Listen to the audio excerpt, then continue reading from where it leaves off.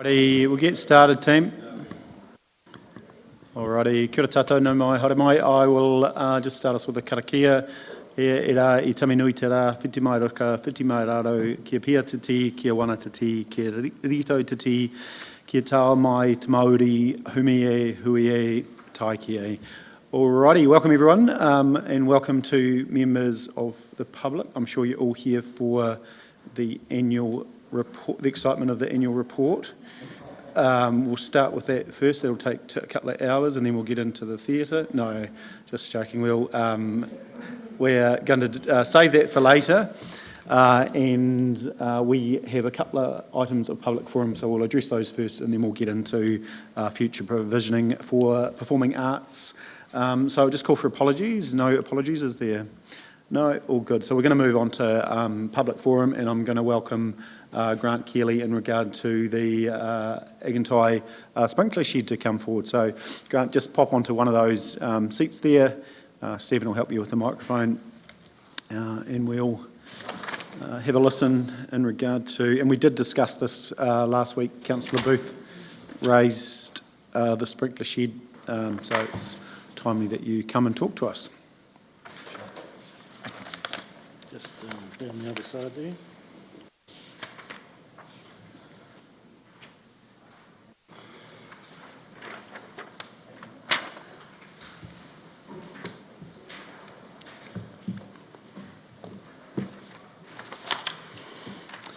Awesome. Floor is yours, Grant. We are listening. Thank you for the opportunity to speak. The subject is the box. Some of you are nodding already outside Agintai Gallery. It's a large industrial-styled box, has suddenly appeared. And at first glance, I thought it might have been a worker's toilet. But on closer inspection, it happens to be the fire hydrant box for all the goodies that control the sprinkler system in the, I think it's only the old building, the existing building, not the new gallery part. A small door on the west side allows the fire brigade to attach an auxiliary water supply pressure in the event that the town pressure is insufficient to do the sprinkler job. The fire brigade have told me that. Agintai was built around 1908. The additional gallery buildings have been built with sympathetic design to the original homestead, which was built and gifted to the city by the Grant family. My Christian name is Grant. Funny that. Any design person with any sense of keeping things looking in a pleasing and aesthetically styled way would not have agreed to this box where it is. It is about 1 metre from the edge of the footpath, directly in front of a sympathetically designed extension to the gallery complex. It also hides the wall where displays were advertised. Quite frankly, this box is an absolute eyesore. I'm sure the brief to strengthen the complex would have had a proviso. Please keep any visible mods in keeping with the era. So, the question to this meeting is, why is this industrial-looking box placed where it is, when it could have been housed in an extension to the gallery in the style of the whole complex, so as to melt away? That is the question. Why was this industrial-looking box placed where it is?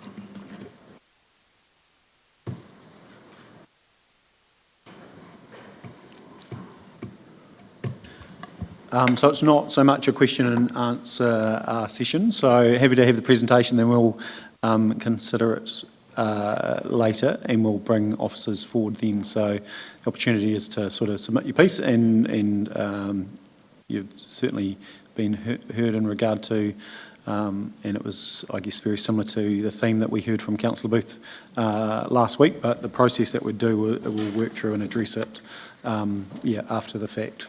Yeah.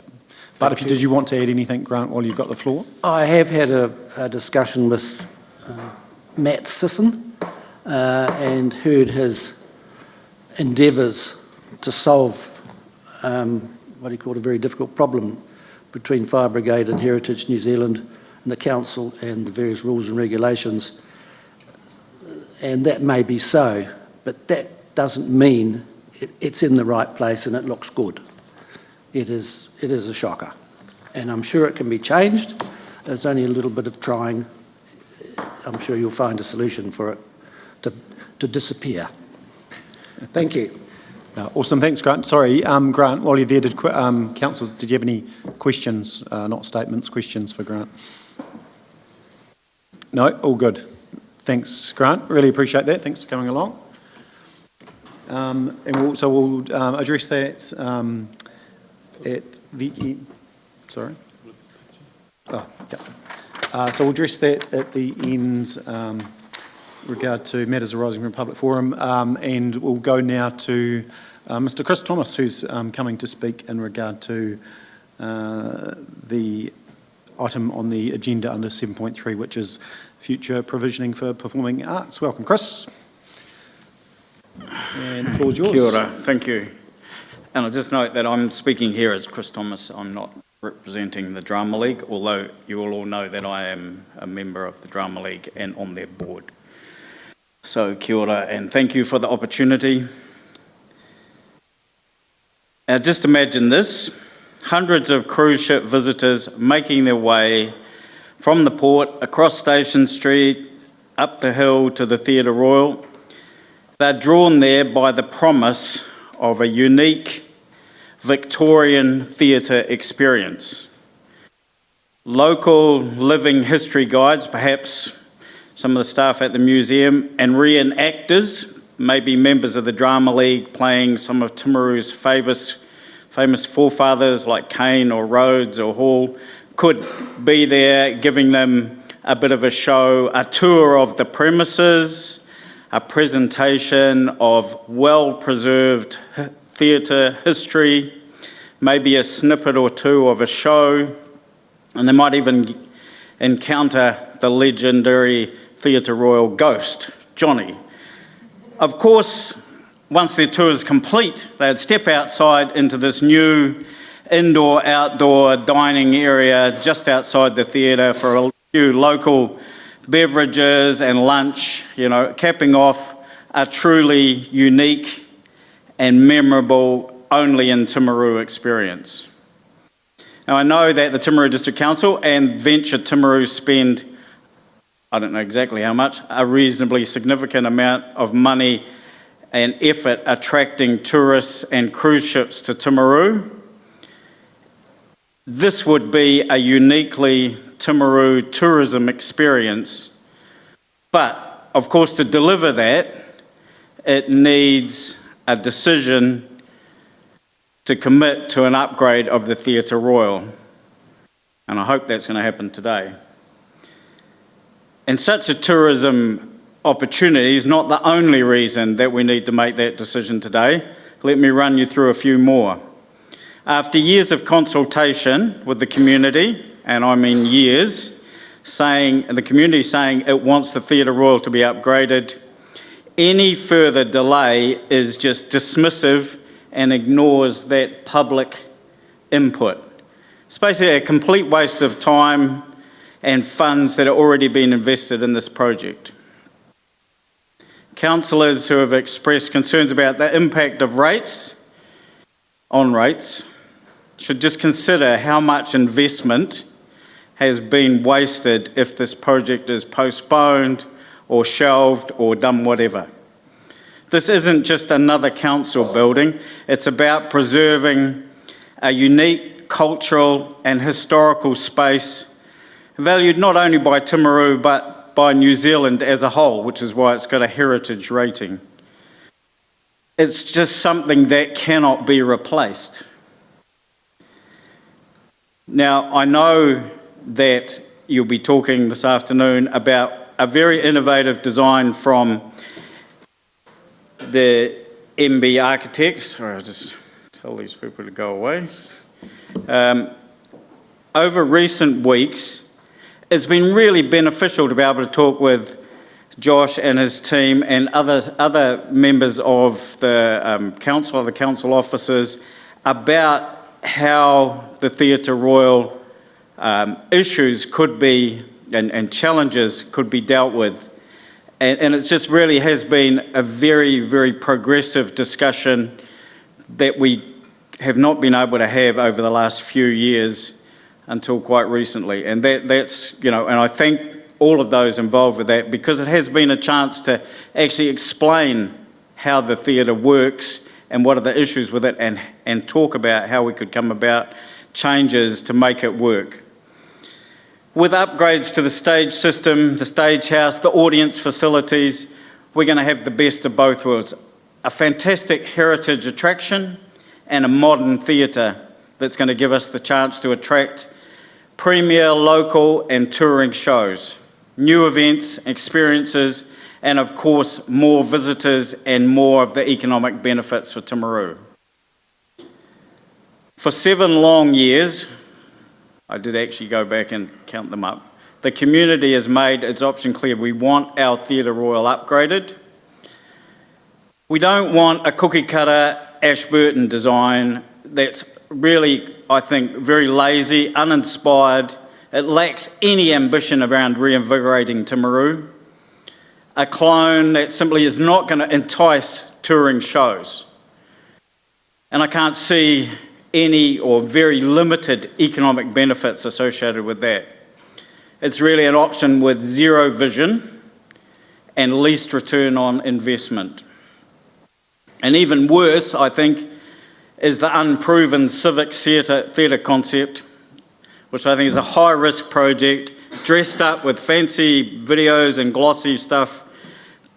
That was really just a technique, a tactic to delay making the decision about the Theatre Royal. It's costly, and we don't even know what the risks are, unless you're going to get some sort of presentation today. There's all these risks around legislative risks, construction, operational risks. It's going to saddle ratepayers with rising costs, not just this year, but for the next decade or more. Let's just end this cycle of delay. I wrote down here, it's time to stop the procrastination. So much effort has gone into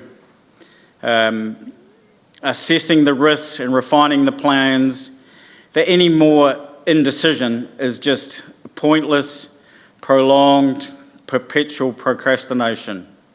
So please, don't sit on your hands. Let's get moving. You've already explored multiple designs, the Plan B and then a Plan C, and I don't know, Plan D, Plan E, whatever. We can't afford to spend any more time in dream world. We actually need to get on with it. Now, it's also important to recognise, I believe, what your position in the community is. This issue, I know, has been divisive. Well, let's acknowledge that. But as our community leaders, it's your responsibility to unite and not divide.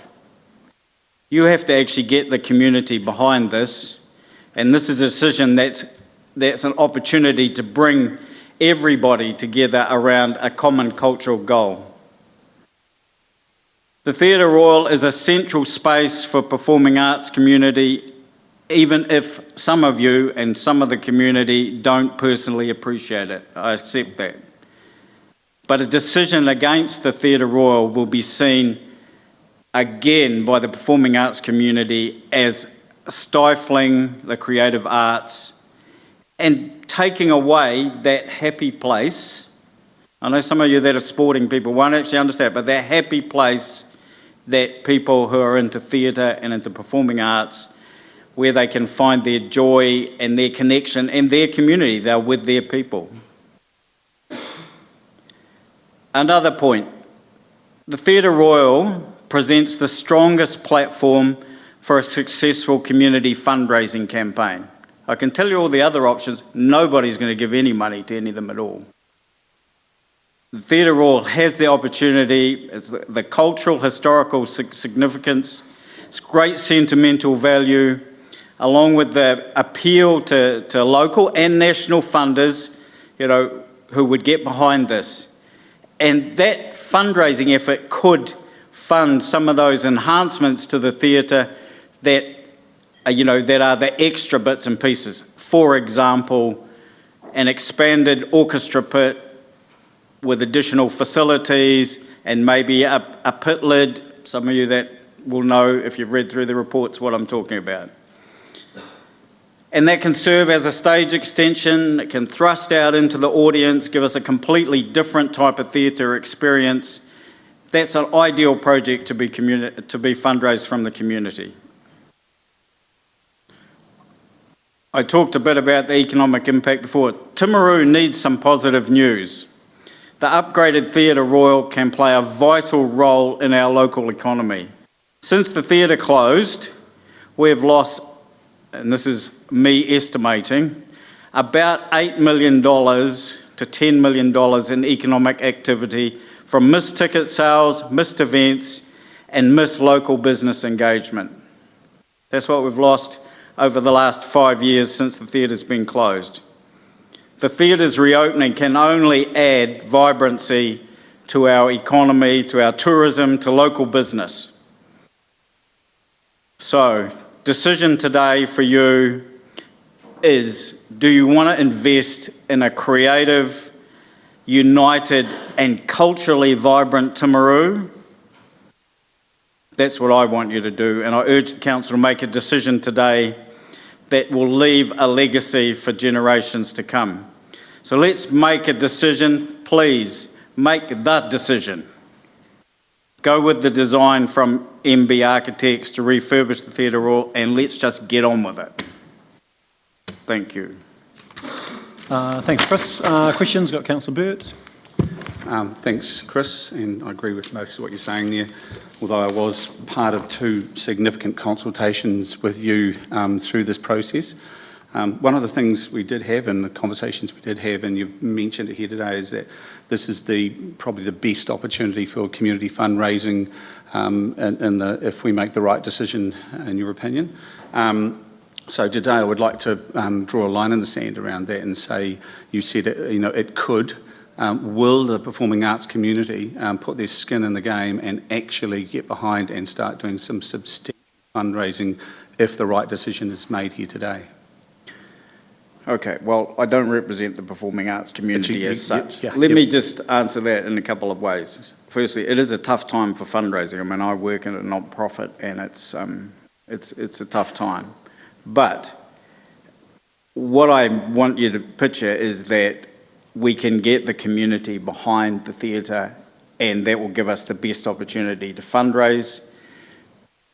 But that's really only if it's the Theatre Royal. I don't see any significant will to get behind a concrete box Ashburton version or a civic theatre, even less.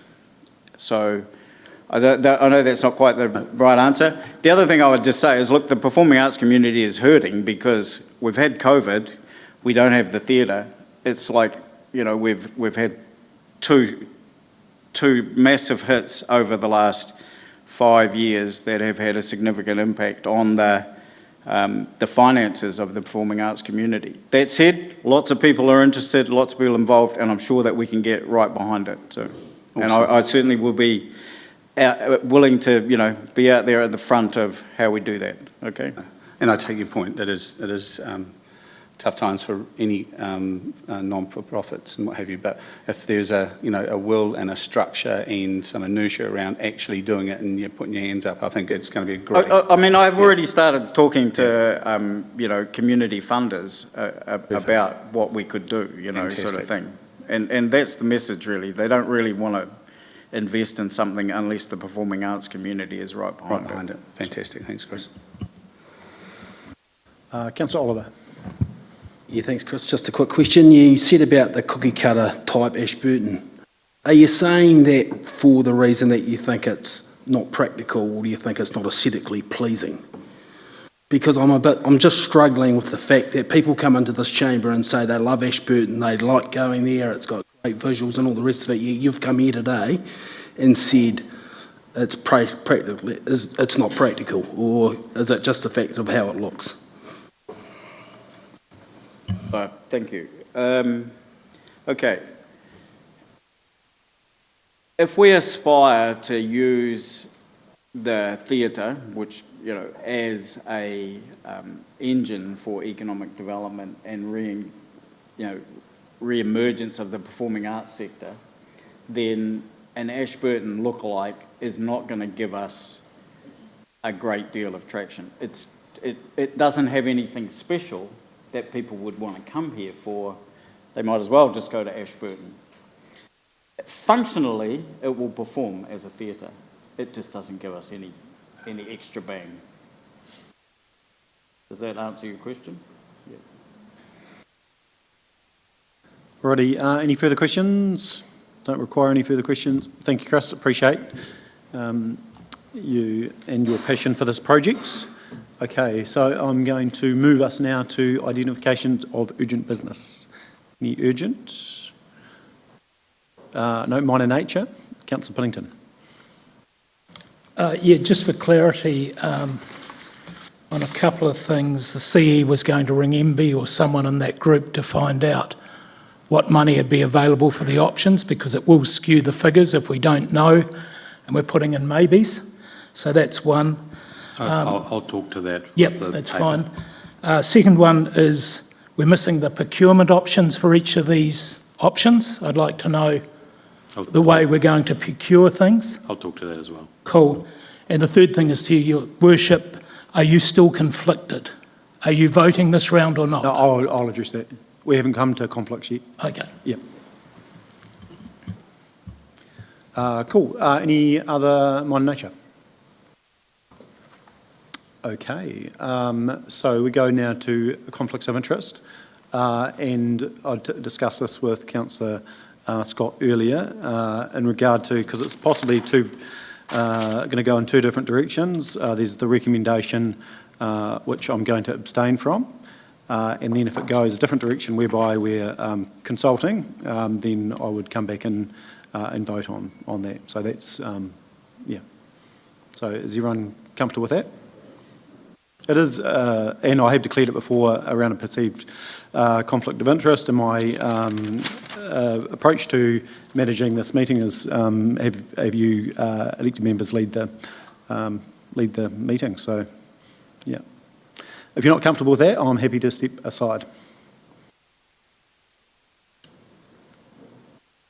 Yep. Okay. Cool. Righto. I guess I'd say my preference is just myself that you step aside. If you've declared a conflict, I think someone else should take the chair. But if that's not how my fellow councillors feel, that is fine. Does anyone have a strong view either way? I'm comfortable with your decision, Your Worship. Yeah, so as I said, I'm not voting on, I don't think there's any legal risk from council on this, so where is our lawyer? The key is whether or not you speak to anything to, so you. Totally. I'm comfortable I can manage it. So you're not going to add influence. Yeah, no, I'm comfortable I can manage it. administration process. Yep. Yep. Cool. Okay, so let's move into the paper. So we're going to go to 7.3, which is future provision for performing arts. I'll speak to it. Yep, so we'll ask Stephen to come.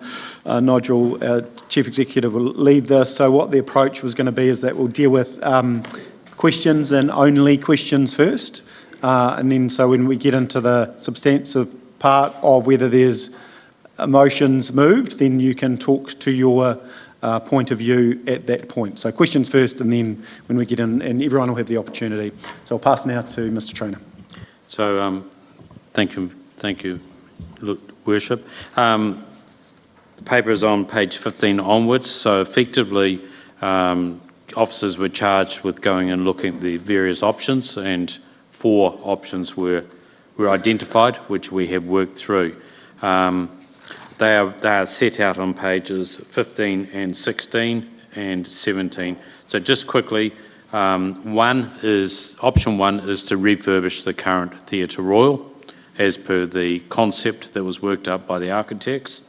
And there's a 1B to that which links in with the MB money, is to commit to the museum, and I'll come back to that in a moment. Option 2 is a new theatre on that same site, probably on the Barnard site, and there is a 2B of also committing to a museum at a later stage on that same site. Option 3 is the multi-purpose civic centre that would house the library, museum and a theatre, and that would be on the library site. And the option is to close and mothball. We've done some work on the status of the buildings, existing buildings. So the library building, it's in moderate condition. There's some seismic issues that I am advised are relatively easy to fix. And also the roofing will need replacing. So effectively, our very high level estimate is there's probably $2.5 million to spend on that building. Otherwise, the building's in relatively good condition. The museum building is in poor condition, so it has some issues with the newer part of the building, particularly the flooring, the hollow core flooring, and also it has got moisture coming in from somewhere. So the ceiling and the walls are saturated. There's also issues in the older part, particularly it was glass, been infilled, and there's also requirements to actually maintain some of that. So those two buildings, while the library can be fixed at a relatively good rate, the museum needs some thinking about, and whether you invest another potential $3 million in that, or you go to a commitment to replace it. We've had a lot of, as Chris mentioned in the public session, we worked with the stakeholders, and there were some issues with the current Theatre Royal, underfloor storage, understage storage, limited space on one side of the stage, and also the orchestra pit and viewing angles. So the concept is to lift the floor, so we've got a better ramp for the seats, and also to extend one side of the stage, and also look at lifting the stage, whatever the apparatus is called, fly system, okay? So effectively they can be overcome. It's the south side of the stage is still not perfect, but it's pretty close. On the financials, so effectively, I'll walk you through those because I think that's part of the quite important thing there, is option one, we've got a QS of 29.2 to refix that. That includes FF&E and all the consultant fees and refurbishment fees, etc. We've put in there a sale of potential land of $750. That is not material to the decision. That only has about a $35,000 per year effect on the financials. We've put in there $2.4 million. We have borrowed $2.4 million with the current work we have currently done. So we've spent close to $7 million. Our input into that was 2.4. The remainder was MB funding. So why I've got the 2.4 on page 19 is it still has to be serviced, that loan.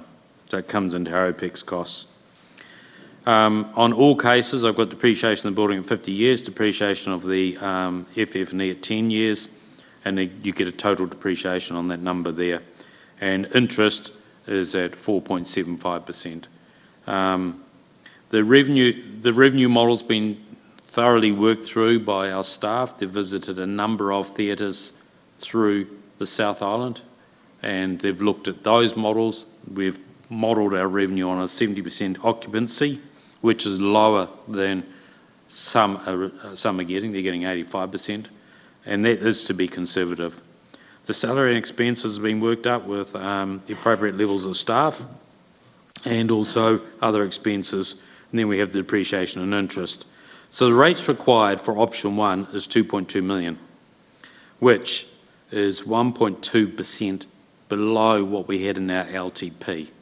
Okay, so that option one comes in slightly lower, mainly because the LTP has the museum included in it. Option 1B is where we bring the museum in at a capital cost of 15 plus 3 for the display fit out. That brings with a potential sale of the museum site, which again is not material. Also, the MB contribution would be available. We have spoken to MB. If we commit to 1B, then we give the appropriate timeframes, they will honour that. So that looks like that can come back in. Interestingly enough, that has a saving over our long-term plan of 300,000, which is only 0.3% of a rate reduction, which tells us the LTP was pretty robust. It was pretty well bang on. Option 2 is just the new standalone theatre. It comes in 720 below. It is the savings there is not as good as option 1. And option 2B introduces the theatre. At this stage, we've included the MB funding, but that is not confirmed because it's a new build. And that gives you a 0.1% saving. If the MB wasn't available, it would be 200,000 over the LTP. And then we've got option 3, which is the library site. I've put in a 3 and a 3B.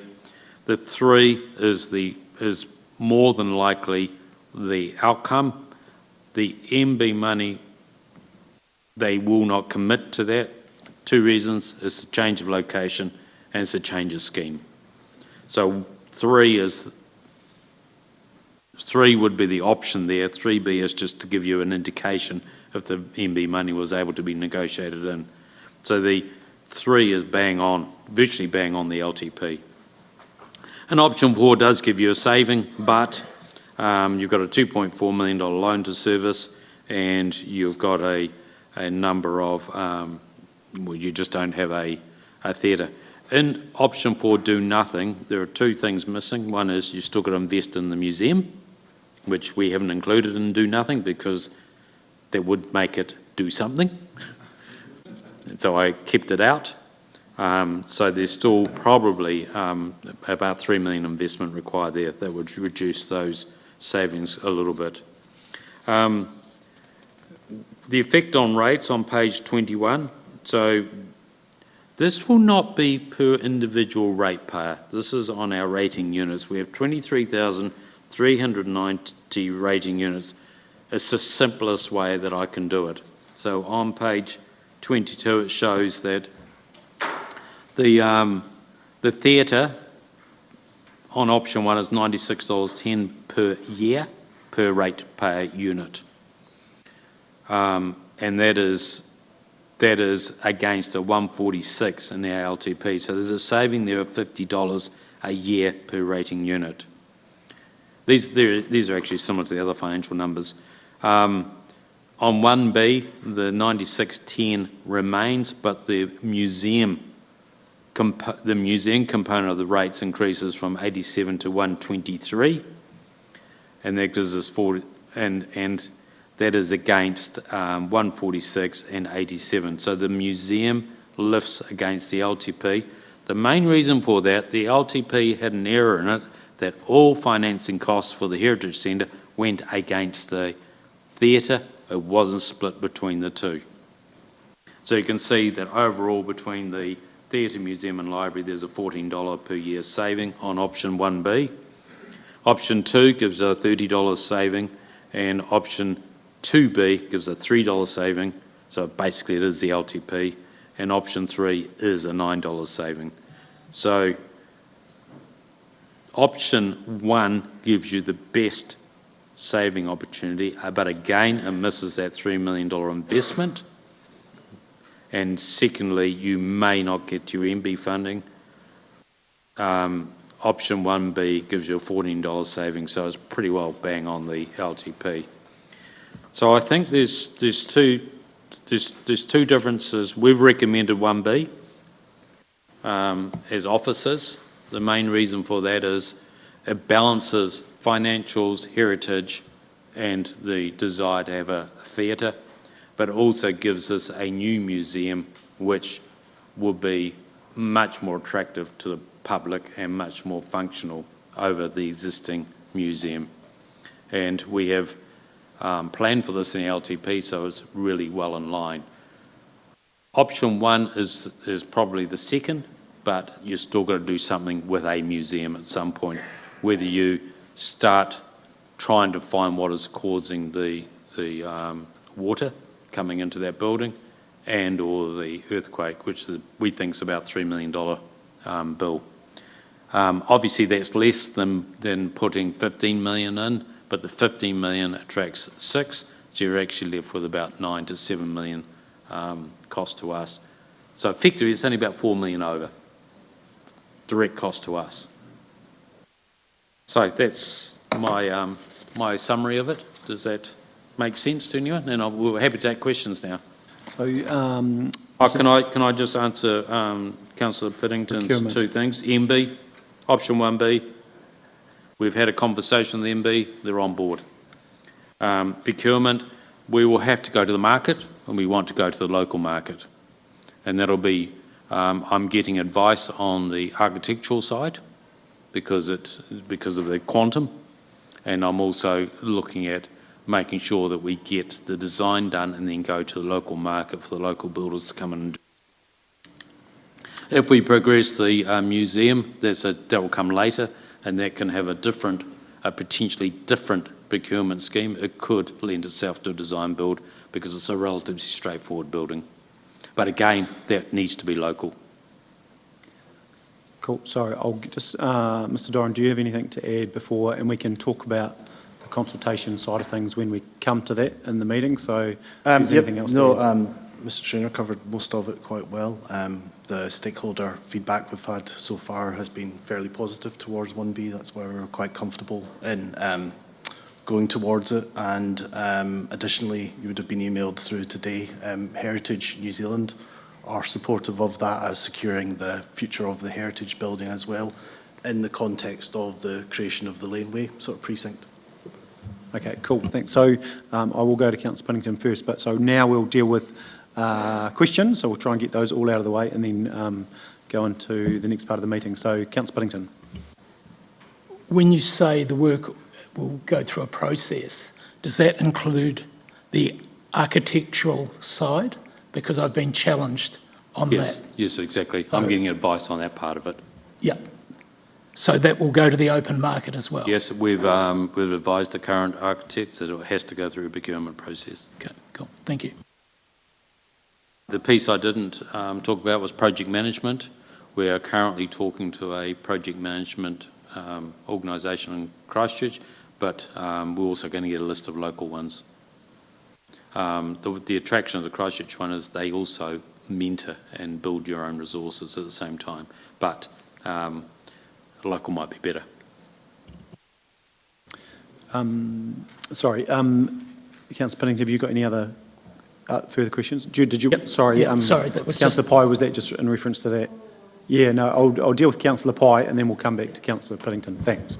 So I just wanted to understand this procurement process because 100% supportive that we need to support local where we can.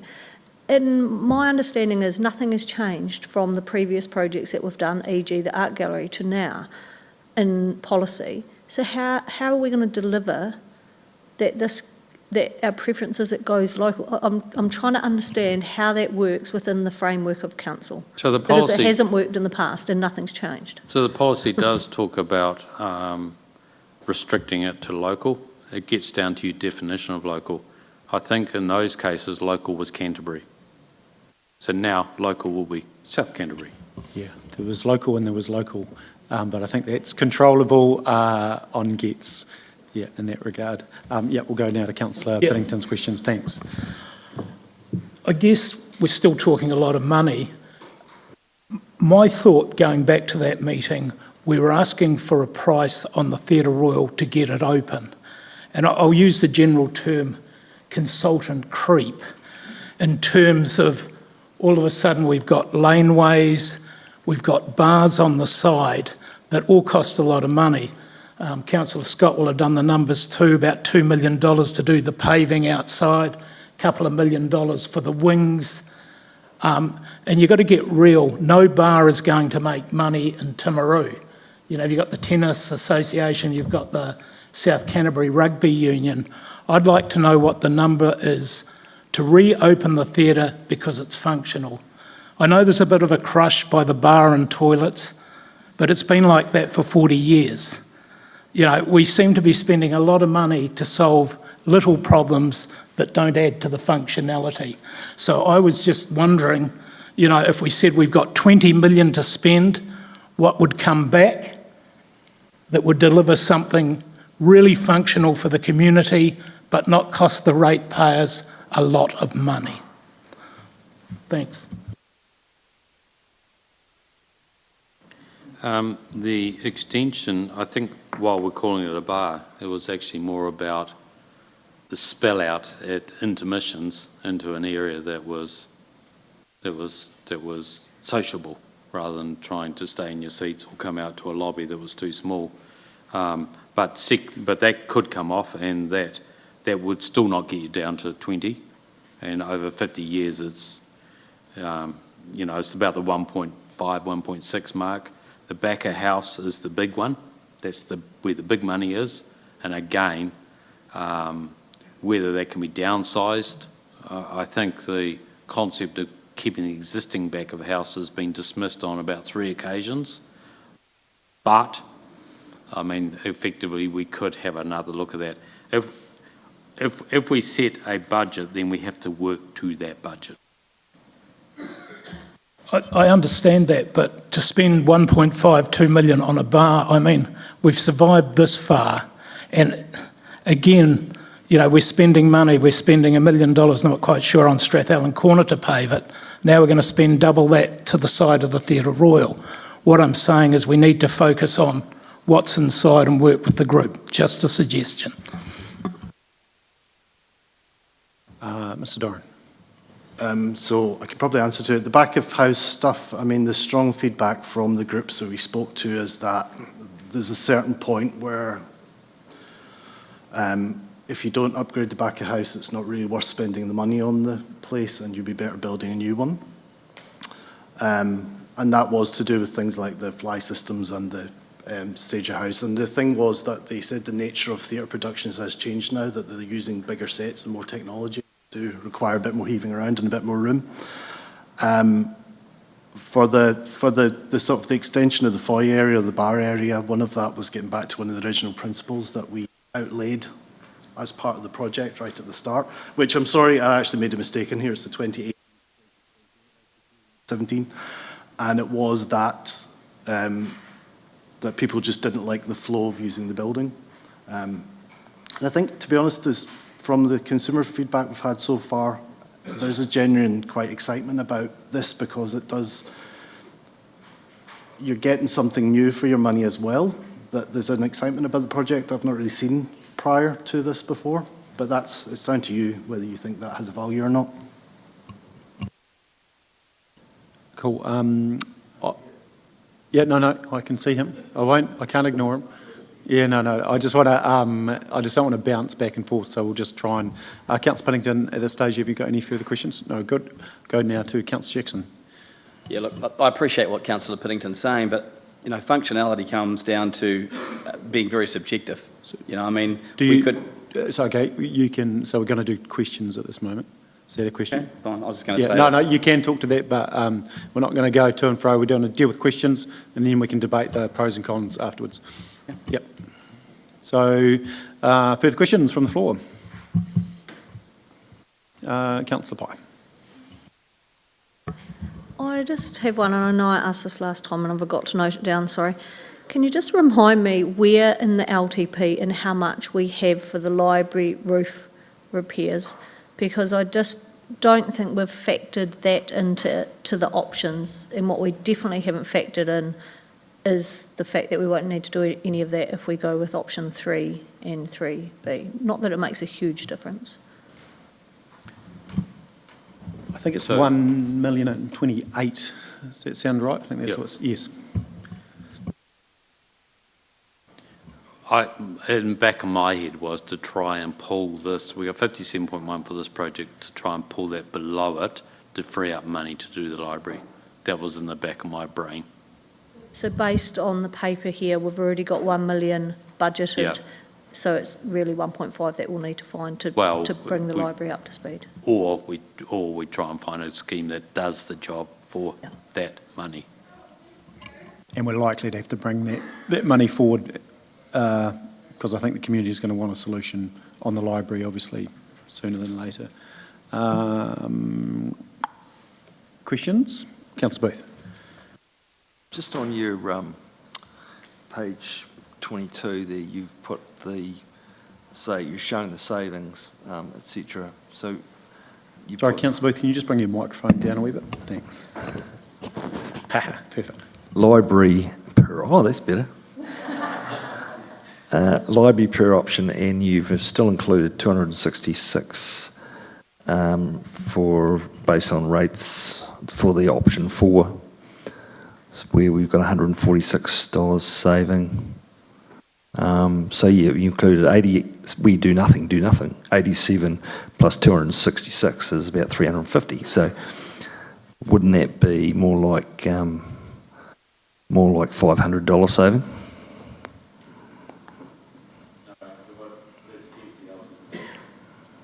So effectively what we've done there against the LTP, so the 87, 84 is the museum as it is, and the library 266.60 is the library as it is. So effectively they still hold, and the only difference is the amount you're saving on the theatre. Sure, okay. So if you look at option 1, I've got the museum and library in there, 87, 84, and 266. They will hold all the way through. Right. And what makes up the 146 is the 96.10 in the first column of theatre per option and the savings of 50. Those two add to 146.97. And so if you disregarded the MB funding, Yes. what effect would that have? What would that add to your option 1? Option 1, option 1, I don't have it in there. Well, So- 6.7 million divided by 23,000 rating units, isn't it? So 6.8 million is what's outstanding. It saves you 323,000 a year on borrowing that amount of money. So per rating unit equals, because that's what you've worked these numbers out on. Equals $13.80. Right.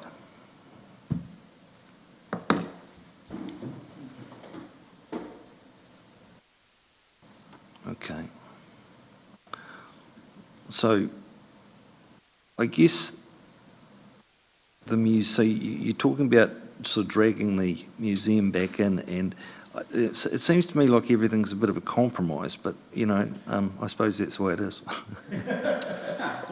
Welcome to local government. I don't think the museum's a compromise. You have a choice. You either do up the old one for 3 million, or you go in and get stuck into this new one for 18 with 6.8 of it being funded, opening up that 6.8 funding. So you're confident you've got enough information in regards to the old one, and it's not going to end up like the Christchurch Cathedral and a whole lot of do-gooders set out on a job saying they're going to do something and never happen. They run out of money, and it's going to sit there like a festering sore. Well, that's what 1B is about, is to not do that and build a new one. Wasn't a new option probably the way that you eliminate that risk?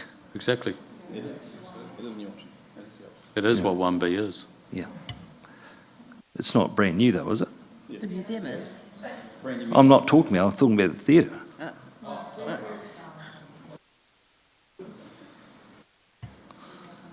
Okay, I think on the theatre, when you look at it, if you get that seismic fixed on the stage tower, the rest of it is very strong.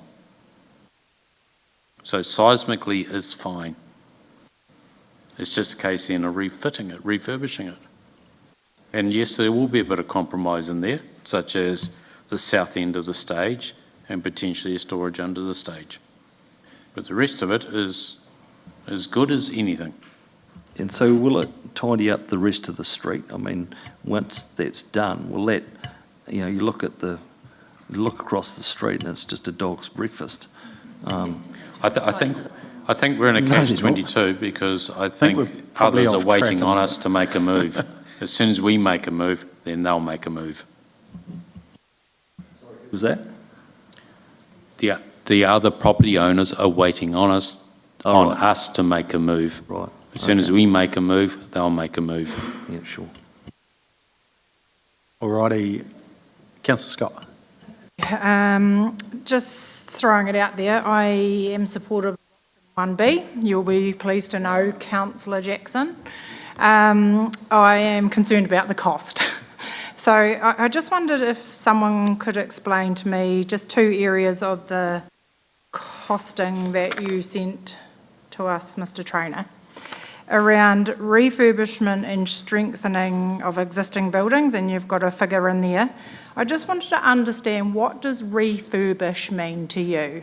I just want to know, are we on the same page? Is So- it so that is- painting? What does that include? So that's the main theatre. So that is the earthquake strengthened to the tower. Yep, It is the stage floor.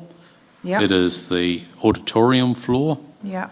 And it is making good the all the painting and Yep. so forth, Okay. and the seats. Good, pleased to hear.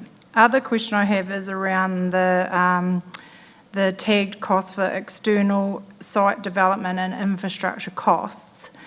Is that, in the bigger spreadsheet, the same as external works and landscaping? I was just making sure that those two mirror and that wasn't new. So which comes to a total cost of, on this spreadsheet, 2.2. But so is that the same? In this line item, you've got external site development and infrastructure costs. And then on the larger spreadsheet, which has got a little bit more detail, external works and landscaping, are they the same two line items? I'm just making sure that, I have got the biggest spreadsheet with me, Oh. but I know that the laneway is included. yeah, I can see that And in the there. demolition of part of the Criterion Hotel is included. oh yeah, So it's making all of that good. okay. Yeah, because that's sort of a little bit all over the place, that Yeah. spreadsheet. Okay, oh, that's good to know, because I did some, not as much as obviously Councillor Piddington think I would do, and look at concrete bloody numbers, but I did some high-level figures and talked to people that support me in this world, and I think that we're still probably 5 million too much for our ratepayers, and that is of concern to me. I think there are other areas that are still becoming quite grandeur, and that's not where this wanted to go, but I am supportive of 1B, but I'm not supportive of frivolously going, here's 30 million, see you later. I would rather put a figure on it and say to you, Mr. Trainer, you have $24 million, which has significant contingencies in it. It has all your project costs, and saying, go away with your clever architects that we have on board, the creativeness around that, and find solutions to reduce this cost to our ratepayer. So I set the challenge and would love you to respond.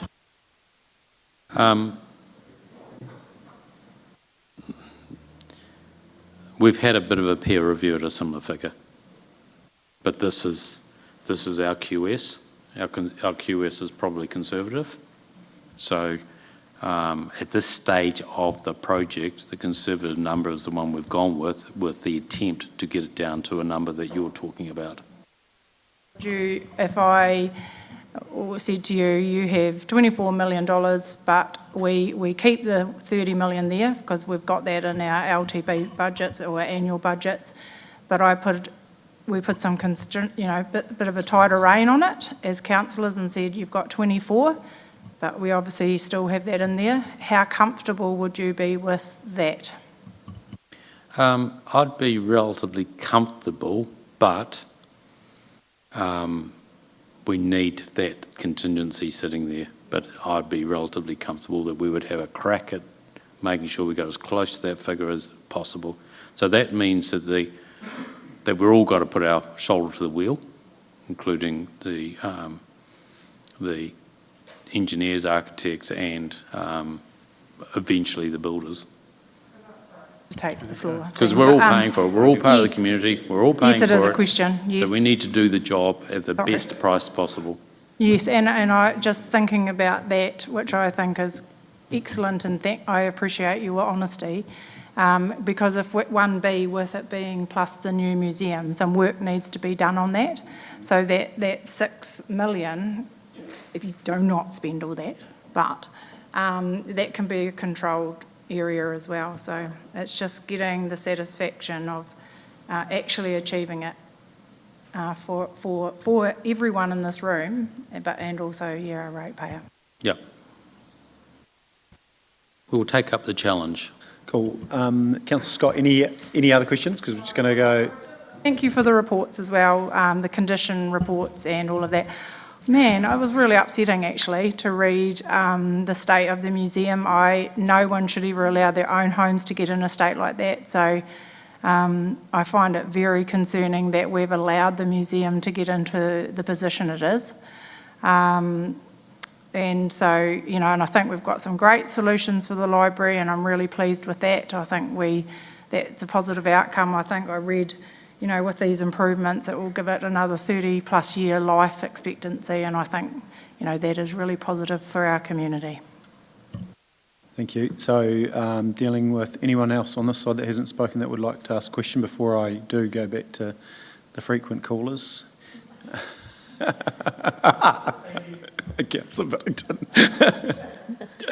I guess to Councillor Scott and the CE, when you say the museum, is that time delayed, or are you saying we're doing it now? Because it's awkward to cost a project and then cost one in 3 years' time and still keep the money. So I'm just asking for clarity around that. I think we've got to negotiate that with the MB, but I also think we've got to think about our building market, because we've potentially got another building coming on, and we should be timing these so we don't end up with this great big bulge of building where we actually, yeah, so it'd be staged.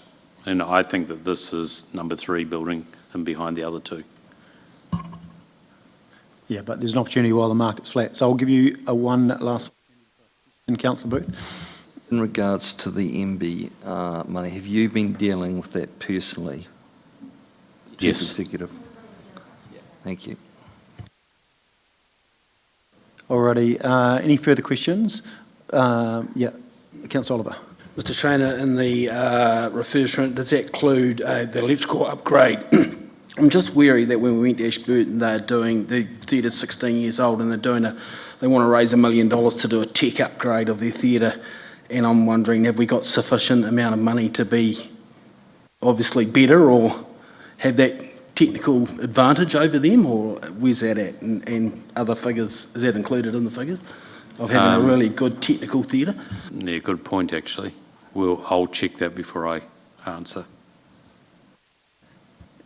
Yeah, and the difference is they haven't, because it's in a trust, they haven't depreciated. I'm getting a nod from Nicole. It's in there.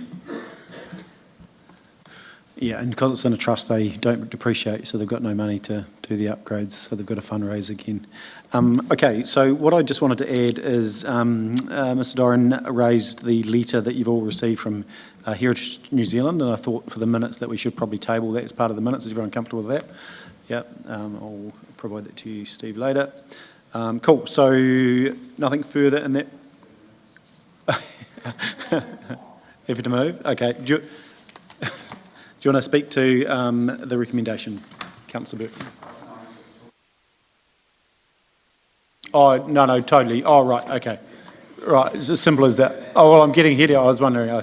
Yeah, okay, brilliant. And Councillor Jackson, you happy to second the heritage paper? Brilliant. I'll put the motion. All those in favour, please say aye. Against, carried. Okay, so we'll move now to the recommendation of 7.3, which is the council delegates to the Chief Executive to progress option 1B, informed by community consultation up to this date. So I'll ask for a mover and a seconder, and then we can debate. So mover, yeah. Would you like to speak to that? Yep, and then we'll... Thank you, Your Worship. This has been a fascinating process for somebody that's only been here 2 years, and it's very, very easy to look back over 7 years and suggest that It's been a lot of time wasted. For me, this has been a 2-year job. And I've actually, through all the frustrations and in hindsight, I'm actually quite proud that we stopped when we did in July, and with a new chief executive, put the acid on to come up with something which I actually think is better than what we were first looking at. This, to me, doesn't just retain the heritage status of the theatre, which I actually do think is very, very important to us as a district and us as a community and the people within it. You only have to go, think of any of the other theatres you go to around the world. The ones that you remember are the ones that had a degree of history behind them. And theatre is that, it is theatre. Now, through this LTP process, I was a great supporter actually of the Theatre Royal Heritage Centre concept. I really, really was. But more and more of the feedback that came to me was a real significant unease with the total price tag of what we were looking at back then. And most of the intel, if you like, that I received in my community was that the theatre was important. It was very, very important to us as people and for us communities and for the arts. But what really turned it for me was that the feedback that was strongest was actually not from the users. It was from community members that still believed how important it was. The same sort of people that would say how important Sea Bay is to us, but I've never swum there. And I'm one of those people too. And I'm really, really excited about finally being this close now to us having a theatre again in the district. And with respect to Councillor Piddington's points, he's dead right about some of these other little add-ons. You think, gosh, it's another couple of mil. Do we really need to do that right now? The landscape and what have you, and I understand his thinking and I do respect it. I do see an opportunity now in the larger scheme of things. I don't want us to look back in 10 years and say, I wish we did that. I wish we did that to finish the job, because what I see in the presentation and the remarkable work, Mr. Trainer, and your team that you put into this to present something to us that I know was important to you, and you didn't want to present something that councillors were going to say, no, go away and come back with something else. I know this has been bloody hard for you, and you've taken so much other stuff into account. For example, we want, where we can, we want locals to build it. So the money we spend goes into the local community. So you've heard the community, you've heard the councillors, and I think what NB Architects have presented as well, I don't know, we've got to go through a process. To me, it's beautiful. And it's exactly what I want to see in my district. So well done to the officers, well done Mr. Trainer, well done to the community that came back and gave us all sorts of ideas, well done to the arts people that gave us shit for months and months and months. It all counted. And well done to my fellow councillors. This has been a hard couple of years for us, but it has for us only been 2 years, and I'm proud that we actually did delay it, only for 2 years, not 7, only 2, only been here for 2 years, to get to this point. That's all I have to say about that. Brilliant. So we have a mover. Councillor Jackson was in, so you can speak to it in a moment. But Councillor Jackson. I thought we were going to start doing a group hug then, actually, Scotty. As the public well knows, and my fellow councillors well know, I was supportive of that first option that we had. But I will say well done to the councillors, Nigel Trainer, and your team, because you've come back with something else that I've looked at upside down all the way through and gone, you know, this is a fantastic concept, and I believe it's better than what we had before. So, you know, we've been fighting over this for quite some time, but I'm a proud supporter of that Victorian theatre heritage. It's been there since 1877, the grand old lady, and I want to support it. This allows us to do that and still build a new museum as well. So look, we've ticked all the boxes. We've brought the price down. We've done everything we possibly can, I think, to make sure that we make the right decision, and I'm comfortable that we are making the right decision today. So, yeah, I'd like to second the motion from Councillor Shannon. Thank you. It's got a mover and a seconder. If you want, I'll happy to let everyone speak to it. So I'll go Councillor Burt first, and then I'll go Councillor Scott. I endorse both sentiments, Councillor Shannon and Councillor Jay. I just want to just acknowledge to everyone that COVID stopped the world. So during that period of time, there were 2 to 3 years in that 7 years, that was a big hole, and it took a while to get back up to speed, and it slowed everyone down. It took everyone's eye off the ball, and it was a significant anomaly. So just be cognizant of that. I think we have come up with a better thing, and you did point at me, it's a 2-year process. I'm trying to figure out what that meant, but you were pointing at me. And yes, I agree, and it's taken this group and the last 2 years and people, and I think we do need to be cognizant of Councillor Scott, aka Prudence, on my left here, that needs to be across it. That microscope needs to be there, and we have got storage that we've talked about in the back that relates to both the museum and that. So all those things need to be taken into account. So I fully endorse it, and I'm happy. And Councillor Shannon, I made those inquiries with Seabay whether or not you could swim in a kilt. I haven't had a response back. You might get there. Thank you. I'm unsure if we want the complaints, but Councillor Scott. Obviously, I'd just like to change to the recommendation, which is that council delegates to the Chief Executive a budget of $24 million to progress option 1B. I would like that change as discussed. So you're moving an amendment to the motion. So the easiest way to ask is the mover and the seconder. Go to you first, Councillor Shannon. The easiest way to do this is to go back to the original motion and what level of comfort, and you can say yay or nay, and then we can go through an amendment process, and I can go and read my standing orders again. No, I'd like to stand by the original motion, please, because I do have confidence that Mr Traynor, and given that however many estimates are in here are conservative, and the second QS and what have you, I do trust that he's going to target that number anyway. I actually do. And at this stage, it fits within the LTP, and I'm just confident that he's going to find the savings for us without giving him a figure that we're not yet sure on. So I'd like to remain with the original. Right, and Councillor Jackson, you're... Yeah, and I endorse that too. Okay, cool. So we'll go, so Councillor Scott's moved an amendment, which is to put a 24 million wraparound effectively. So do I have a, as far as process... Can I just speak to that? Can you make it stage 1, which is the theatre? Yes, I'm referring to the theatre option only, not the plus new museum. It is for the project that is in front of us, yeah. It's cool. So I'll ask for a seconder for the amendment. Councillor Pye. I'm supportive of the intent. I'm just not quite sure we got the wording right.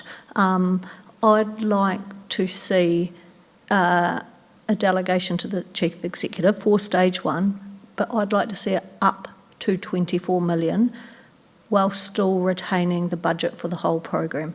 Because what I don't want to see is we're here to manage risk, and I see 2 risks. One is overspend, and I think by putting the up to 24 helps us manage that risk. The other risk we have is delivery, and I don't want to see a repeat of what we had last time. We come back in a year's time and it's 24.5 and we turn it down because you said you'd do it within 24. So I kind of like to have that room for movement, and I think with those amendments, if Councillor Scott is happy to make them, I would second her proposal to amend the resolution. Councillor Scott? Yeah, I'm supportive of that. Okay, cool. So I have a mover and a seconder to the amendment. So the amendment effectively caps up to 24 million, and we can wrap around and make sure we're comfortable with the words. Is there anyone that would like to speak for or against the amendment before I put the amendment? Councillor Booth, and then I'll go Councillor Puddington. Yeah, look, I guess our consultation right from the very outset has been seriously flawed on this whole debacle. So we are, sorry, just for clarity, a point of order, we are just talking about the amendment. So you just need to, I'm only wanting you to talk to the amendment for or against. Councillor Piddington. Yeah, I'm supportive of the amendment because I think we need to put a number on it. We voted 7-2 not to do a theatre and museum because it was too much money. If we don't put a number on it, we're back where we started. Yeah, so just for clarity, you've got the amendment of up to 24 million, but within the budget windows. So would anyone like to, anyone else that, if you've moved or seconded both the substantive motion or the amendment, you can't talk to it, but if someone else would like to talk to it, they can. Councillor Burt. To maybe see a way through the impasse, the point that Councillor Pye raised around we'd hate to see that, hey, we've got an overspend of this and then it stalls the whole process. By having that contingency there, bearing in mind also we're going into election next year and there could be a new council here. We want to have that message very, very, very clearly put that actually we're not here to stall it in any way and it's a matter of we are going to do it within these parameters and there'll be reasons. So by having that that caveat in there, I do see that as actually a very positive thing, both Councillor Shannon and Councillor Jackson. So just in practical terms, what this would mean is if Winter Market budget came back over 24 million, then the Chief Executive would have to come back to Council and that already approved upper limit and say, hey, we want another million. So is there anyone that hasn't spoken that would like to probably speak against if you've already spoken for? Just clarity, where does the 6.8 million from MB sit? Is that against the theatre or the museum? Because that could muddy the waters. Well, it's actually against the project in my mind. So it's not 24 plus 6.8? No. I just want No, that. budget on the project as opposed to... How I treat the 6.8 is just part of the funding tool. Yeah, no, that's cool. I just want that clear so we don't come back Yeah. in 6 months' time and not know. No, that's cool. Okay, so what I'm going to do now, so just to be clear, we're going to move the amendment, which means that would then become the substantive motion. So we've got to move it in a seconder. So I'm going to put the amended motion now.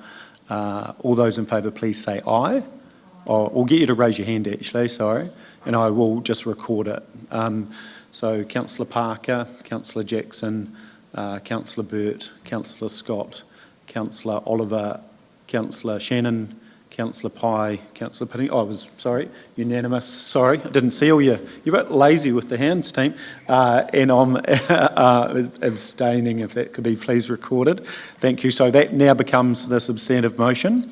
So any further discussion on the substantive motion? Councillor Jackson.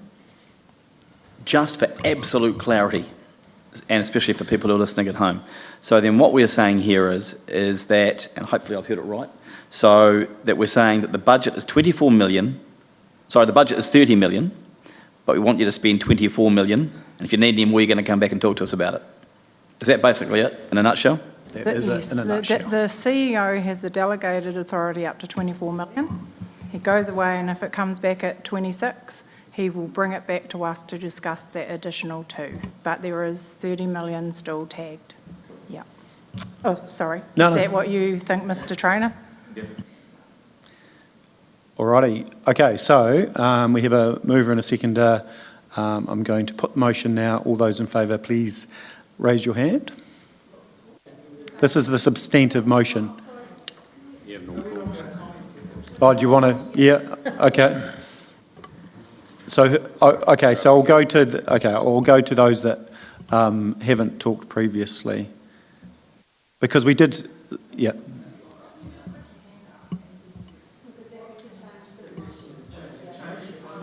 Yeah. No, but relative to the original.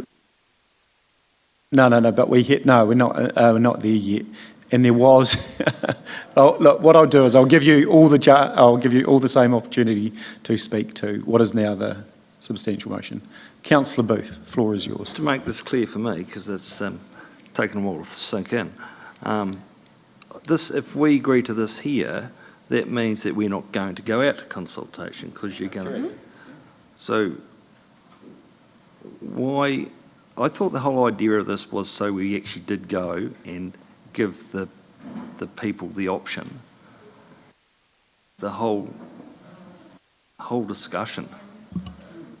Okay, so I'm taking that you're speaking against the motion in place. I look at the 7.3 future provision for performing arts. That should have actually read civic facilities because we're talking about the civic facilities, all of them, the main ones. And so, we're going to patch the library and we're going to put the museum in a concrete box. So I'm sort of, this is probably quite a unique opportunity to put the whole lot into one modern, fit-for-use civic facility. And why wouldn't we put that out to the public? Okay, so that... And plus, do nothing and get rid of the theatre and start and freshen up that whole South End. So, I guess I thought that's what the situation, but you're cutting that out by saying it's got to be option 1B, and that's it. Yes, so that's where we're dealing with the paper as it is written. Okay. So we'll go Councillor Parker. Thank you. I'm supportive of option 1B, and I'm also supportive of not going back out for consultation. We've had years of consultation, we've held stakeholder engagement, we've heard from interest groups, and as we've been informed on a paper that this option is aligned with up to the community consultation to this date. This is the direction the community's given us. Definitely need to add the museum in, we need it fit for purpose, we need to house our local treasures and enhance the user experience for both theatre and museum goers. I think if we do the staged approach, it helps build the sense of community identity, community engagement and social enrichment. So I'm very supportive of option 1. I think we just need to get on and do it now and no more consultation. Thank you. Brilliant, thank you, Councillor Parker. Yep, perfect. Who hasn't spoken now? Forever hold your peace. Technically, you've spoken to the... Yeah, no, we'll give you some leverage. Yeah, go for it. Sorry, I didn't say my whole piece because I just wanted to propose the amendment. I agree with option 1B. I agree that we need to unite, and I don't think the last plan did that. And I think you can hear around the table a more of a sense of being united. I think this plan it unites us, it strikes the right balance between retaining heritage, delivering value for ratepayers, and potentially it could be cheaper, meets the goal of enhancing South Stafford Street and gives the opportunity for further commercial development in that area. I'm not sold on the extension to the bar area. It looks great. I'm not 100% there is a problem to solve, but if you can do it within the budget, knock yourself out. The museum part is key. For me, the museum is a key to this. I really want to see that progress sooner rather than later. And to Councillor Booth's point, although we haven't technically consulted on these 4 options, they've been in the public domain for quite some time and not one person has come forward to advocate for any option other than retain the theatre. And so for that reason, I don't think we need to do consultation again. We know what the community want. Thank you. All righty. Councillor Oliver. Look, to be honest, I thought I came here with the impression that I was thinking of a new theatre standalone for the reason that I think we'd get an 80-year lifespan out of it. Reading the report, it says plus or 30-year lifespan for the theatre refurbishment. I just think when I think of the future and think of actually what ratepayers will be paying for this in the future, I think it'll be the generation below this generation will be the people that will pay for it, and they're tech savvy, they like tech stuff, and I think a new theatre will deliver that. So yeah, I came here with a new theatre standalone. And to be honest, I'm not against knocking down buildings before you all get on your Facebook tonight or anything like that. And I'm not, so yeah, so I want a theatre. I like the fact that Timaru will get a theatre again, but I came here with the impression that I was thinking of a new theatre standalone. Thank you, Councillor Oliver. Councillor Piddington, do you want to? Thank you. Yeah, I was a bit like Councillor Oliver after being to Ashburton and people feeding back how good it was. But at this stage, I'm happy to go with the majority, but I do think a short period of a consultation, I know there'll be size, but that's what we told people we were going to do last time, and I think we should keep to our word. It can be simple, 2 weeks, get some feedback, because there are a number of people hurting that have spoken to me in the last couple of weeks that have said, do nothing. I think Glenn Patterson's in the ODT saying 42 empty shops in Stafford Street. If you think a theatre's going to bring back people to that end of town, you're dreaming, but it is what it is. Just for clarity, if we go with this option, we're demolishing or selling the other 2 buildings to the next to it that we own? So I've got that included, but that's a decision that councillors will have to make. So part of it is, part of the criterion is going to be demolished, half it, to make room for the green space. What we do with the other half, we've got to debate that. It's about who does the commercial part that is in that space. Sorry, can I just have clarity on that? Which half are we demolishing of what? The back half. Why would we keep the front half? Well, we may demolish the whole thing then. This was about what we have to do to get the theatre open. Do you want some clarity, Councillor Piddington? Or rather, us get clarity just so everyone knows what's happening. So as far as, just for clarity, what is being demolished? Just the back part of that next site? So when you look at the plans, there's an angle. That angle, everything, that side is being demolished. We can price it up and make sure it's within 24 to do the lot if that's the desire. Well, I thought we would be demolishing and selling to get some money back on the buildings we're not going to use, where they just sit as an eyesore even longer. That's all. But it gets down to who demolishes them, the new owner or us. Yeah, I think the point that Councillor Piddington's making, though, it will be an eyesore, so we need a solution around it. Okay, so that's everyone. We'll go now to recommendation that Council delegates Chief Executive up to 24 million to progress phase 1. We've got to, whilst maintaining the overall budget of 30 million. And then we'll clarify that as stage 1, because that isn't the overall budget for the option 1B. That's only, so we might just clarify that with, overall budget of 30 million to maybe to cover the theatre part of. He's got there. Phase 1. Oh, phase 1. Sorry, perfect. Okay, cool. Resolution in front of your team. You're all comfortable with that as it reads? Don't want to come. Where's the 7 million that we've already spent? Is that not included?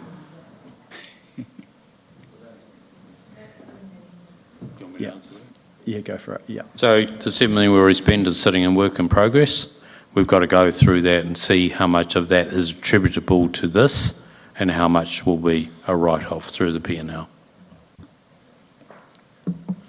Alrighty. So we do have a mover, which is the yes. Yeah. Okay. Perfect. No further discussion. I'm going to put the motion now. All those in favour, please raise your hand. So we'll record that. We've got Councillor Parker, Councillor Jackson, Councillor Burt, Councillor Scott, Councillor Shannon, Councillor Pye. Those against, please raise your hand. Depends on the fact we're not consulting. Yep, so Councillor Piddington, just relative to consultation. Councillor Oliver, would you like to put anything against that? Yep, that's cool. So we'll just note it as against, and Councillor Booth, just happy to note as against. Just a multi? Is that a bet at the TAB? Multiple reasons, and I'll just record abstention of that. Yeah, perfect. Declare it carried. Well done.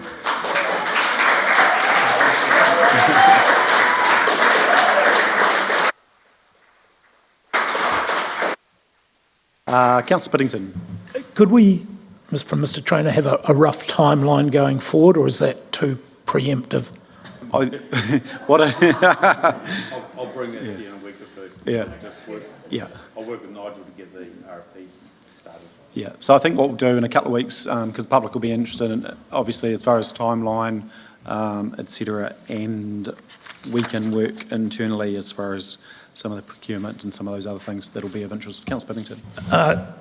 I presume, just in timing, we'll get the new project management team on board before we do the RFP? Yes. Yeah, and also as part of this, they'll come. The team will come back steps because we'll want to likely to move on that sooner than later, obviously. Yeah. Okay, so we have some break until order, but what I might just do is I'll deal with public forum items for consideration. Grant Kelly had raised in regard to Egantai. We discussed this last week. It is built, and the team are looking to mitigate the challenges around visual, if you like. And so, Councillor Booth, would you like to? Yeah, look, I've got to say, Grant, I was pretty shocked when I seen it was hidden in behind that fence, temporary fence that they had, and I thought it was temporary. I thought it was a toilet or something. Until I had a look, and it was a whole lot of concrete and pipes and things. But anyway, yeah, look, I mean, I just can't believe that they could have gone to a bit more trouble, quite frankly, and put it a bit further back or incorporated into the back or near the back corner out of the road. That still within the regulations for the fire department to get to it. And, you know, one of the excuses was that it was a heritage architect from Nelson who told them to do it. So, and unfortunately that person was probably involved with the rest of the restoration. I'm sort of a bit concerned now. But anyway, I'll probably find it's going to be quite hard to move because it's probably fairly expensive. It will be expensive. So I think the team are looking to signage and what have you, and I think it's something that we'll just work through. Yeah, as we go, I think it's in place at this stage, and we'll just work through it. Unbelievable. Thank you. Yeah. Okay, so in that regard, I'm going to adjourn now. And for those online as well, we've got the annual report, and we're aiming to tackle that at 4:30, which is a predetermined time as far as auditors, etc., coming on to have a chat with us. So we'll adjourn till 4:30. Thank you.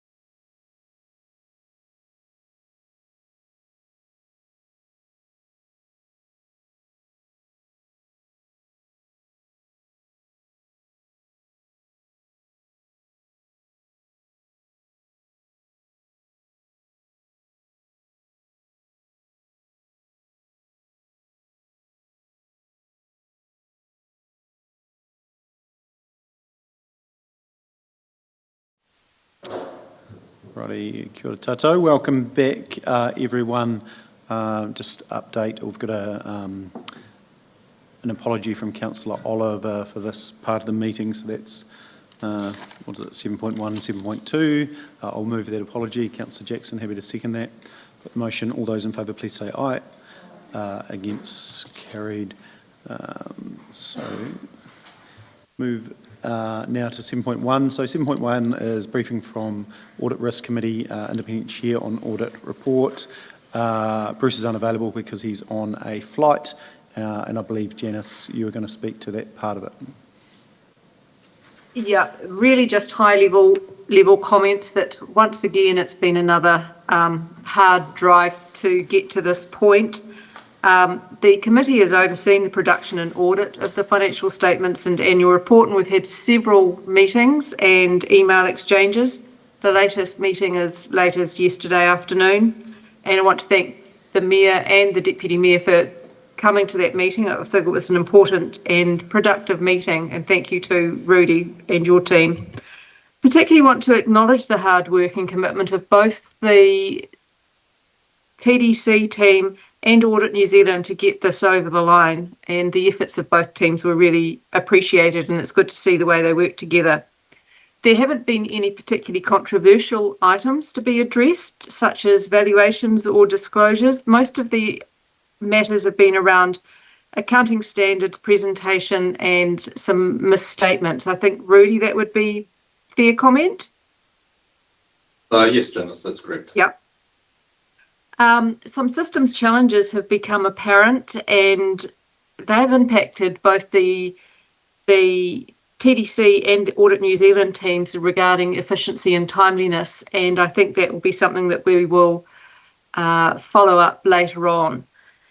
And this annual report is an important document. The first section is particularly valuable for council and the community, but it's the financial section that is particularly important when considering the future and acknowledging what the results show, what the strength of the balance sheet is, and what this means for things like the long-term plan, water reform, the Theatre Royal, those sorts of things.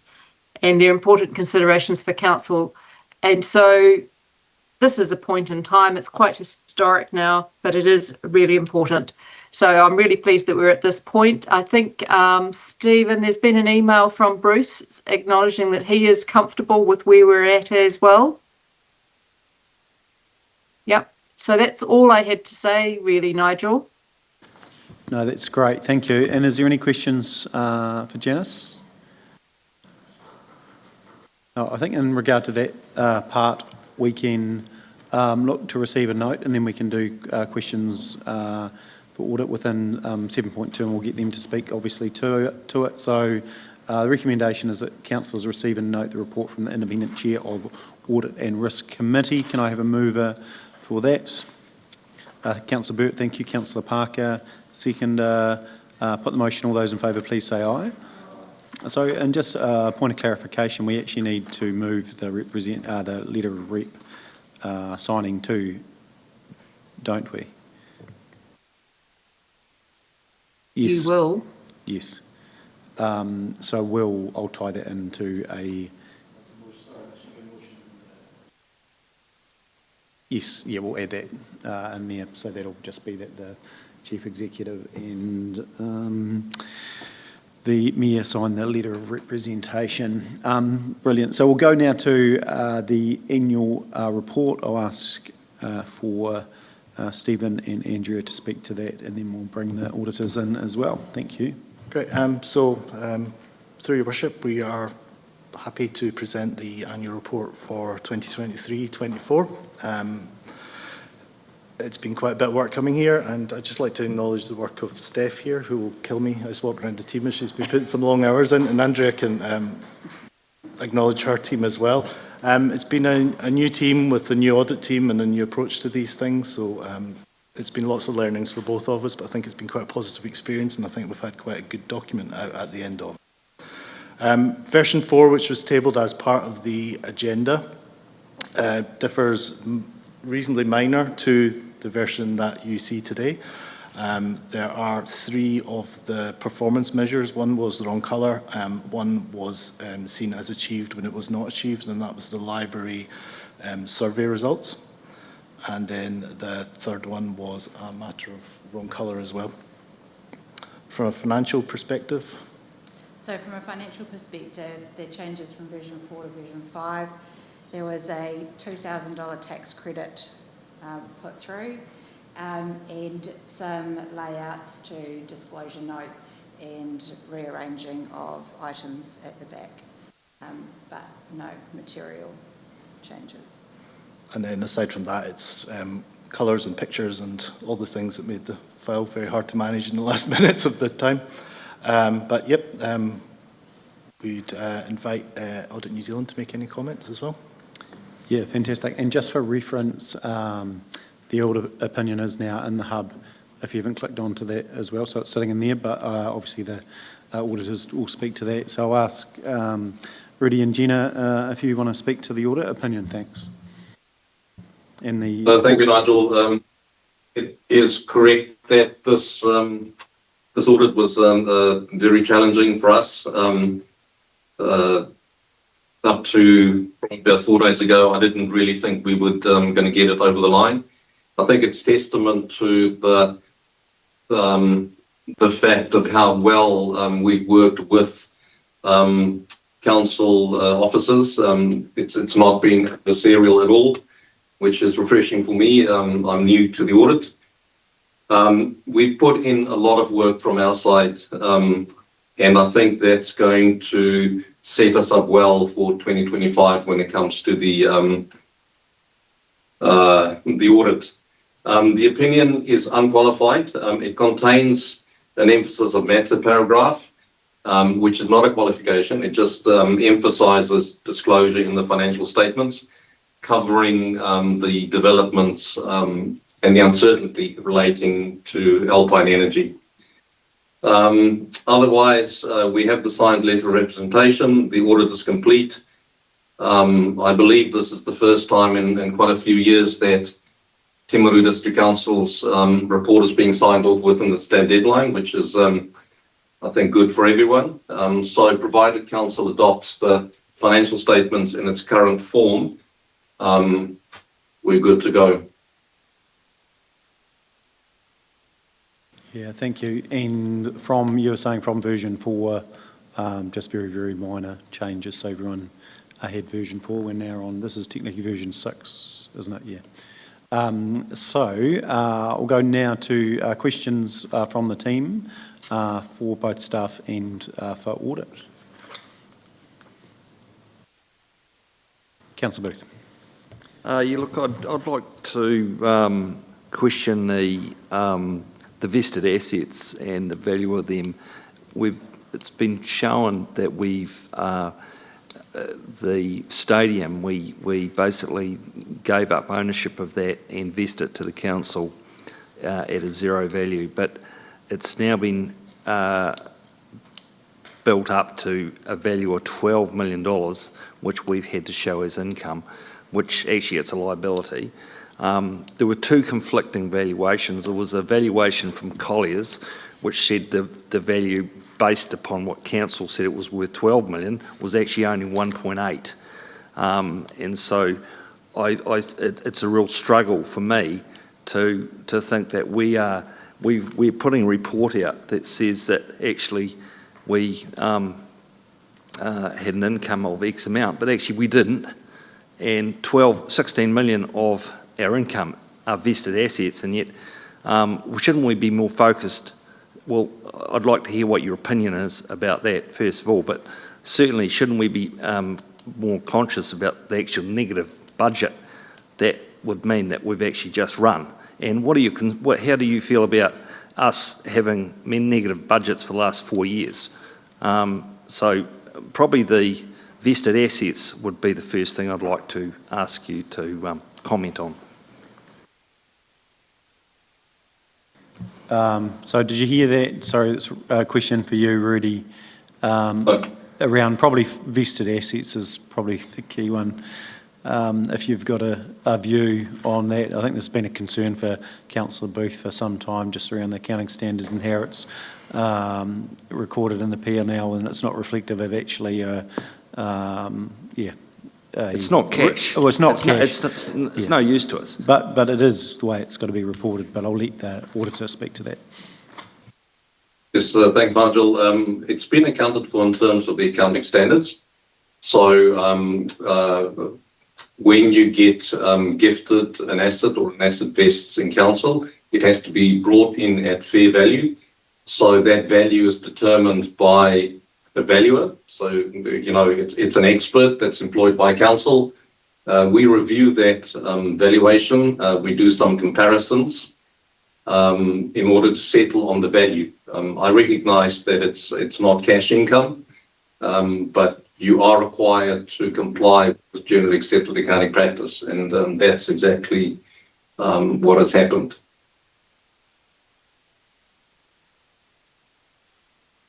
Fair value was 1.8 million, according to Colliers, who are an independent professional valuation company.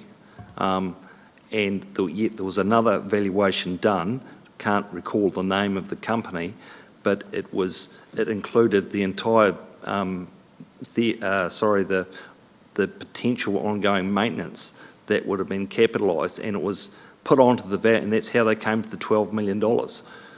So it just seems to me... Actually, Nigel, I'm going to talk that the valuer CBRE is a registered valuer. They were appointed by council. Evaluation is not an exact science. You give the same asset to two values to value, they will come up with differences. The CBRE valuation do deduct an amount, I can't recall how much, for deferred maintenance. So it's been valued in terms of the valuation standards. It complies with the relevant accounting standard. So again, I can't comment on a valuation that I haven't seen. This is the valuation that we were presented with by council officers as the valuation conducted by the entity that they requested to do the valuation. So that's all I can say. And what about the comment around the negative budget?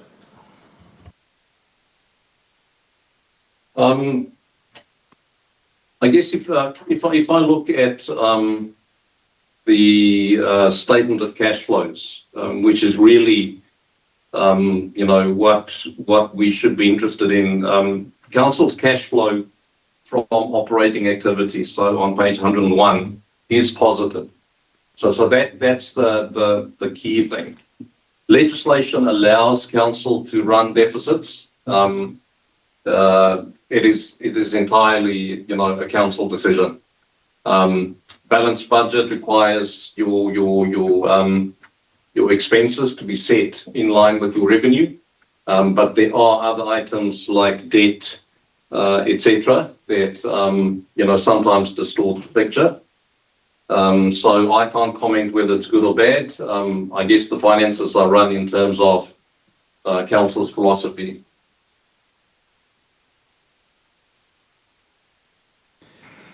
Brilliant, thank you. And we have had discussions, and obviously around unbalanced budgets and when we want to be balanced, etc. Anything more? We'll go Councillor Piddington on this side. Oh, sorry, Councillor Booth, your microphone's still on. Go for it, Councillor Piddington. Just quickly, our standard measurements of achievement, we're not meeting 33% of them, but some of them are out of our control, like the number of people that use the airport,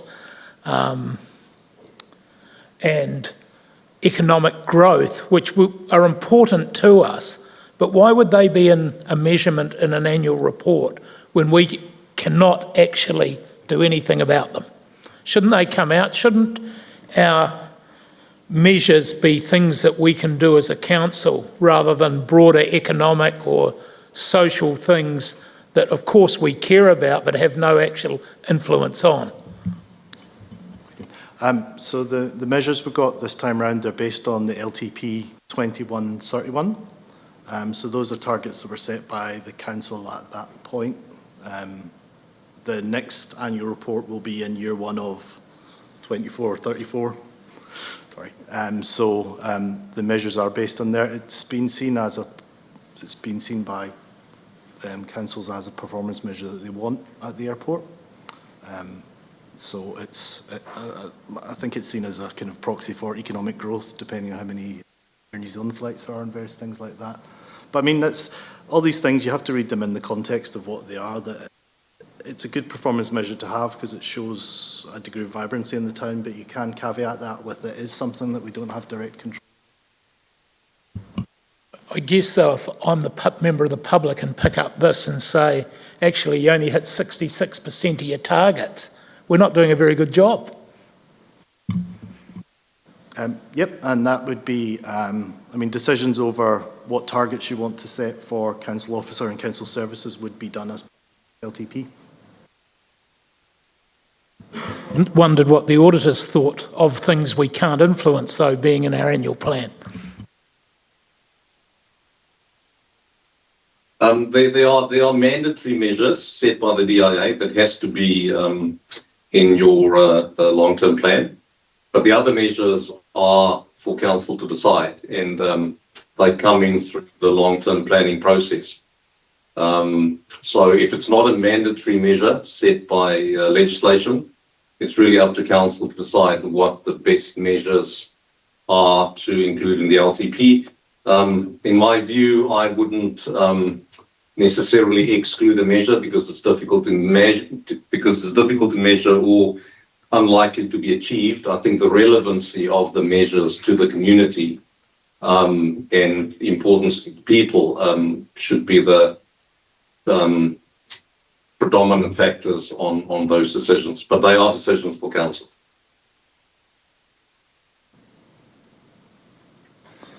I guess that's we've obviously set them ourselves, but I don't know many other businesses that would set performance targets for themselves that they have no influence over and then give themselves a bad mark. That's my point. No, point noted. Yep, and a good point. Further questions, team? Councillor Shannon. First of all, one of the things that was recognised yesterday by our auditors, which I'd just like to reiterate, Janice touched on it as well, is, Rudy, you said that almost quite challenges that you have had with the timing were with the production of the report, not with the work of officers, and highlighted the work of Andrea and her team. So I'll just say that again. Well done, team. I've got a whole list of things with regards to probably the layout and the presentation of the report, which probably isn't that helpful now. But a question that I have is, with regard to infringement fees and fines being recognised when they're issued, not paid, why is that? Why would you be recognise the value of your fines and infringement notices when you issue them rather than when they're paid, where we know that parking fines, for example... Just like because we're on an accrual basis. Pardon? It's like issuing an invoice, isn't it? It's just the same as issuing an invoice. Yeah, I understand that, except that these are invoices that a large percentage of them actually, when you come and take them to the office here, you're not necessarily going to pay them. Well, then that's when you look at your provisions for doubtful debts. Oh, doubtful. Okay, thank you. Alrighty, anything on this side of the table? No, that's okay. So without further ado, we'll move to recommendations. Everyone comfortable with that? Yep, cool. I'm just like Scotty, I've got a few like grammar and stuff like that, but we'll work through, like, for example, mana whenua. Yeah. I have had a call and I've talked to local iwi, and the consistency around our using it as 2 words is very important because our district plan is in 2 words, not 1. So my message was consistency, which, so just little things like that we've still got. Yeah, I think some of those more grammatical, but also that's an important one to get that right, have been picked up by the auditors as well. So we'll move now to the recommendation. So recommendation is that council receives and adopts the annual report for the year ended 30th of June 2024. Sorry, you were going to do the representation letter first. Yes, I do. I'll do rep letter as A then, shall I? Yep. And we'll do that as B, and I'm comfortable that should we move them together separately? We'll do A first, so that's the rep letter. I'm happy to move that from the Chair, Councillor Burt. Put the motion, all those in favour please say aye. Against, carried. Now we'll move the recommendation. Thank you, Councillor Booth. Seconder, Councillor Scott. Perfect. Any further discussion? Put the motion, all those in favour please say aye. Against, carried. Look, big thank you from me to all the team, both at Audit and Council. I know you guys have been working hard, long hours from both parties, so we really appreciate all the work that's gone on. And there's been a few things, obviously, that have come up. You know, the beauty of having an annual report is you can reflect back and what learnings can we take into the future. And also there's some, you know, systems opportunities for improvement also. Let's stay really proactive on that for the future to look at. So I think it's been good that it's been highlighted to us as governance as well. So thanks, Rudy and Jenna. We really appreciate all the time and all the effort that you've put in. Thanks, Janice, and Bruce obviously isn't here, but thank you for all the work that you do for us. And we will now call the meeting to an end. Thank you. Yep.